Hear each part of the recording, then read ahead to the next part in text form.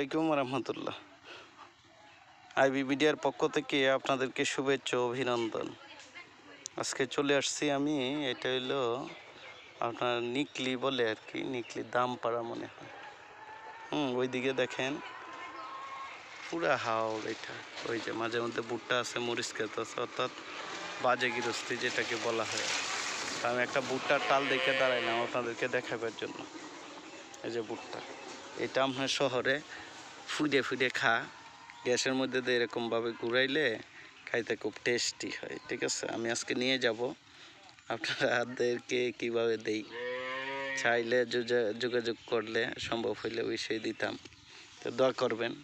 ভাল লাগলো, দেখছেন নি অনেক সুন্দর, অনেক বড় মাশাআল্লাহ। এই যে টাল, বিশাল টাল, ওই যে ঠিক আছে, ওই যে আরও দেখেন নিতেছে।